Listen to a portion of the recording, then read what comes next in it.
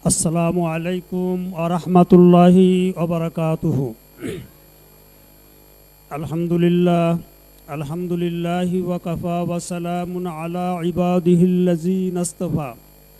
আউযু বিল্লাহি মিনাশ শাইতানির রাজীম। বিসমিল্লাহির রহমানির রহিম। ইয়া আইয়াতুহান নাফসুল মুতমাইন্না ইরজিই ইলা রাব্বিকি রাদিয়াতাম মারদিয়া ফাদখুলি ফি ইবাদি ওয়াদখুলি জান্নাতি। ওয়াকাল রাসূলুল্লাহি সাল্লাল্লাহু আলাইহি ওয়াসাল্লাম ইনদা যিকরিস সালিহিনা তানজিলুর রাহমা। আম্মা বাদ। মহান রব্বুল আলামিনের শাহী দরবারে লাখো কোটি শুকরিয়া আদায় করছি যে আল্লাহ রব্বুল আলামিন আপন মুর্শিদের বেসালত দিবসে, অফাত দিবসে আমাদেরকে মুর্শিদ কাবলা জান হুজুরের কদম মোবারকে হাজির করে দিলেন। সে আল্লাহ পাকের শাহী দরবারে শুকরিয়া আদায় করে জোরে সোরে মহব্বতের সহিত সকলেই বলুন আলহামদুলিল্লাহ। অগণিত দুরূদ সালাম প্রেরণ করছি বিশ্বনবী রাহমাতুল্লিল আলামিনের পবিত্র কদম মোবারকে। লক্ষ কোটি কদম বুসি আরজ করছি আমার আকা, আমার সাহেব, আমার পীর ও মুর্শিদ বিশ্বলি খাজা বাবা শাহ সুফি আল্লামা ফরিদপুরি কাবলা জান সাহেবের পবিত্র কদম মোবারকে। কদম বুসি আরজ করছি বিশ্বলি খাজা বাবার আধ্যাত্মিক উত্তরসূরি কাবলা জান হুজুরের স্থলাভিষিক্ত আলহাজ হযরত খাজা বিয়াবাইজান মুজাদ্দিদি সাহেবের কদম মোবারকে। সালাম ও কদম বুসি আরজ করছি হিজবুল্লাহর ইমাম জাকের পার্টির মহামান্য চেয়ারম্যান মহোদয় কেবলা জান হুজুরের আধ্যাত্মিক উত্তরসূরি আলহাজ হযরত খাজা মেজবাইজান মুজাদ্দিদি সাহেবের কদম মোবারকে। সালাম ও কদম বুসি আরজ করছি খাজা হজরত মিয়া শাহজান মুজাদ্দিদি সাহেব, খাজা হজরত মেজর শাহজান মুজাদ্দিদি সাহেব দয়ের কদম মোবারকে। আবার হুজুর কেবলাদারের সম্মানিত আল ও আহলগণের প্রতি শ্রদ্ধা জ্ঞাপন করছি। উপস্থিত জাকেরান, আশেকান, ধর্মপ্রাণ মমিন মুসলমান ভাই ও বোনেরা, সকলেই আমার স্বাগত সালাম গ্রহণ করুন। আসসালামু আলাইকুম ওয়া রাহমাতুল্লাহি ওয়া বারাকাতুহু। ভাই ও বোনেরা, আমরা আসছি আল্লাহর ওলির মহব্বতে, হিজবুল্লাহর ইমামের আহ্বানে। আল্লাহর ওলির জিকির যেখানে হয় তথা আল্লাহর ওলির আলোচনা যেখানে হয়, আল্লাহর নবী সাল্লাল্লাহু তাআলা আলাইহি ওয়াসাল্লাম ইরশাদ করেন জিকরুল আম্বিয়া ই মিনাল ইবাদাতি। নবী রাসূলগণের আলোচনা করা এটি ইবাদত। নবী রাসূলগণের জীবনী আলোচনা করা এটি ইবাদত। আর ওলি আল্লাহগণের ইনদা যিকরিস সালিহিনা তানজিলুর রাহমা। আর যেই মজলিসে ওলি আল্লাহদের আলোচনা করা হয়, ওলি আল্লাহদের জীবন আদর্শ আলোচনা করা হয়, সেখানে আল্লাহর রহমত বর্ষণ হতে থাকে। শুধু তাই নয়, আল্লাহর নবী সাল্লাল্লাহু আলাইহি ওয়াসাল্লাম ইরশাদ করেছেন যে ওলি আল্লাহগণের জীবনী আলোচনা করা এটি জীবনের গুনাহের কাফফারা হয়ে যায়। গুনাহের কাফফারা হয়ে যায়, গুনাহ মাফ হয়ে যায়। সুবহানাল্লাহ বল। তো ওলি আল্লাহদের যখন ওফাত হয়, আল্লাহ পাকের পক্ষ থেকে আহ্বান আসে। আল্লাহ পাক ডাক দেন ওলি আল্লাহদেরকে। কি বলে ডাক দেন? ইয়া আইয়াতুহান নাফসুল মুতমাইন্না, ওহে পবিত্র আত্মা, ওহে পরম আত্মা, ওহে শান্ত আত্মা, আপনি আমার দিকে আসুন, আপনি আমার দিকে আসুন, আমার কাছে আসুন। আমি আপনার উপরে সন্তুষ্ট, আমি আপনার উপরে খুশি, আমি আপনার উপরে রাজি ও খুশি, আপনিও আমার উপরে রাজি খুশি। ফাদখুলি ফি ইবাদি ওয়াদখুলি জান্নাতি। সুতরাং আমার নবী রাসূলগণ, আম্বিয়া আলাইহিস সালামগণ এবং অন্যান্য প্রিয়তম বান্দাগণ যেই জান্নাতে প্রবেশ করেছেন, আপনিও সেখানে প্রবেশ করুন। চিৎকার দিয়ে বলুন সুবহানাল্লাহ। আপনিও সেখানে প্রবেশ করুন।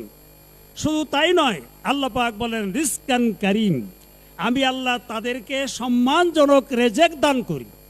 এবং ইয়াউমাল কিয়ামা, কিয়ামত পর্যন্ত তারা যেখানে ভ্রমণ করতে চাইবে, তারা যেখানে সফর করতে চাইবে, আমি আল্লাহ আমার ওই প্রিয় বান্দাদেরকে মুহূর্তের মধ্যে সেখানে সফর করাবো। সুবহানাল্লাহ বলেন।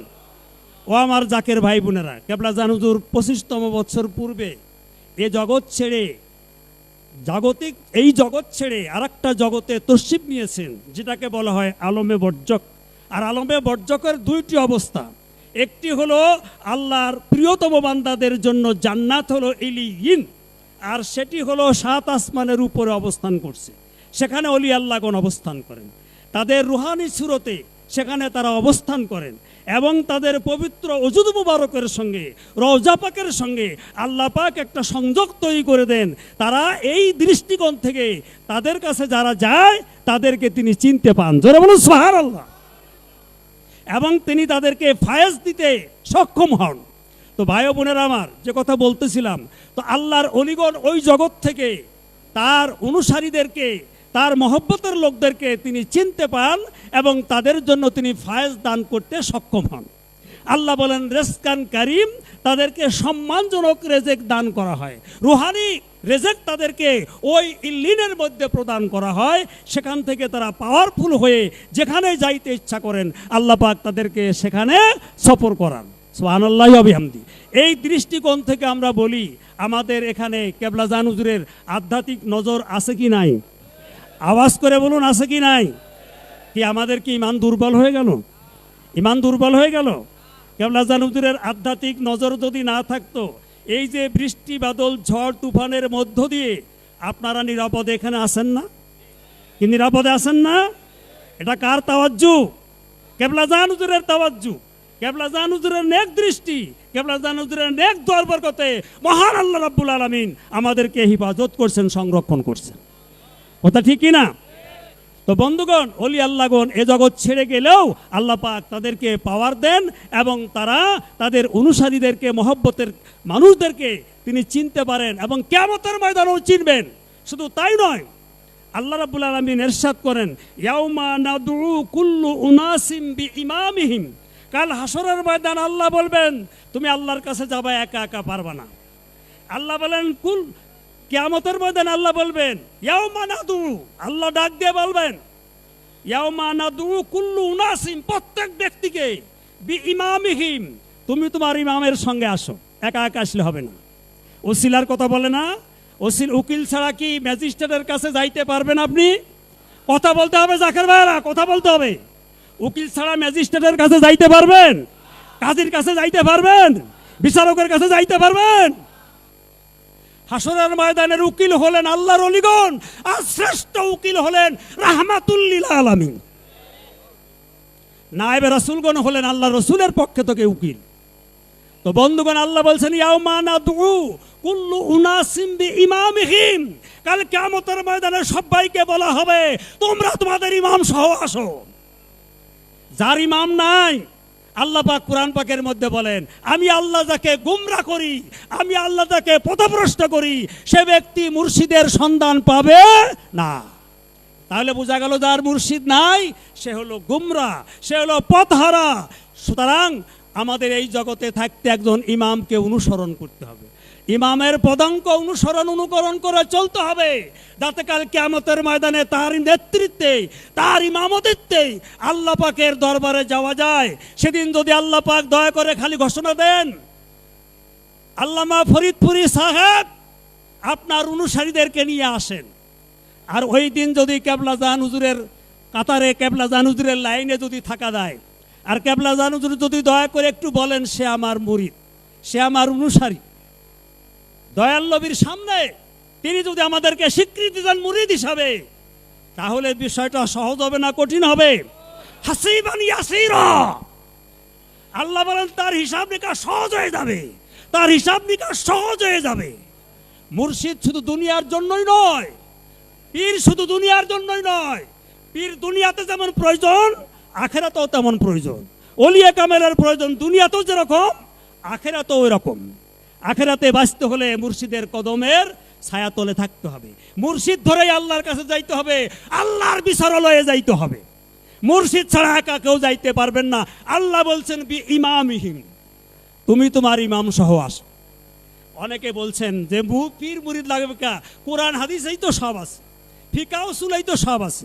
বন্ধুগণ খুব খেয়াল, ডিসপেন্সারিতে, ফার্মেসিতে ঔষধের অভাব নাই, অনেক ঔষধ থাকে। আপনি অসুস্থ হয়ে গেছেন, ডিসপেন্সারিতে যে যদি বলেন যারা থাকে সেখানে, আমাকে ওষুধ দেন, অমক ওষুধটা আমার দেন, আমি খাবো, আমার ডায়রিয়া হয়েছে, ওই ওষুধ খেয়ে আপনি ডাক্তারের কাছে গেলেন না, বিজ্ঞ ডাক্তারের কাছে গেলেন না, ডাক্তার আপনাকে প্রেসক্রিপশন দিল না, নিজের ইচ্ছা মতো ওষুধ কিনে খালেন। আচ্ছা, এই ওষুধে কি কাজ হইতেও গ্যারান্টি আছে কাজ হবে? কথা বলেন, গ্যারান্টি আছে কাজ হবে? তো কোরআন হাদিসে সব কিছু আছে ঠিকই, ডিসপেন্সারিতে ওষুধের অভাব নাই, কিন্তু কোন ঔষধ খাইলে আপনার রোগের নিরাময় হবে সেটার প্রেসক্রিপশন দেবেন ডাক্তাররা। প্রেসক্রিপশন দেবে কে? ডাক্তাররা। তো আপনার আত্মাকে পরিশুদ্ধ করার জন্য যেই খেদমত, যেই ওজিফা কালাম, যেই ইবাদত বন্দেগী করা প্রয়োজন, সেটি শিক্ষা করতে হলে মুর্শিদে কামেলের বিকল্প নাই। আল্লাহ বলেছেন, কদ আফলাহা মান তাযাক্কা ওয়া যাকারা আসমা রাব্বিহি ফাসাল্লা। আল্লাহ বলেন, হাসরের ময়দানে তারাই সফলতা অর্জন করবে যারা তাদের আত্মাকে পরিশুদ্ধ করেছে এবং আল্লাহর নামের জিকির করেছে। তো জিকির শিক্ষা করতে হলে, আত্মাকে পরিশুদ্ধ করতে হলে মুর্শিদে কামেলের বিকল্প নাই। যারা বলেন মুর্শিদ লাগবে না, তারা ওরকম নিজেরা হাতুড়ে ডাক্তারের মতো। আর মুর্শিদ জোরে যারা ইবাদত বন্দেগী করবে, তাদের কথা বিজ্ঞ উলামা ইকরামগণ তাসাউফের কিতাবের মধ্যে লিখেছেন, যারা মুর্শিদ ধরে আল্লাহর ইবাদত বন্দেগী করলো, তারা যেন নিজেকে রেলগাড়ির নিজেকে সুন্দর বগিতে উঠাইয়া দিল। সুন্দর বগিতে উঠাই দেওয়ার পরে যখন ওই বগিটার সম্পর্ক ইঞ্জিনের সঙ্গে থাকবে, 6 ঘন্টার পথ, 12 ঘন্টার পথ আপনাকে 3 ঘন্টায় গন্তব্যস্থলে পৌঁছাই দিবে। তেমনি ভাবে যারা মুর্শিদ ধরে আল্লাহর ইবাদত বন্দেগী করবে, তারা অতি সহজেই আল্লাহর নৈকট্য লাভ করতে পারবে এবং তারা হাসরের ময়দানে উপকৃত হবে। হাসরের ময়দানে 4 শ্রেণীর মানুষ আল্লাহর কাছে সুপারিশ করতে পারবেন। তার মধ্যে 1 নম্বর হলেন নবী রাসূলগণ।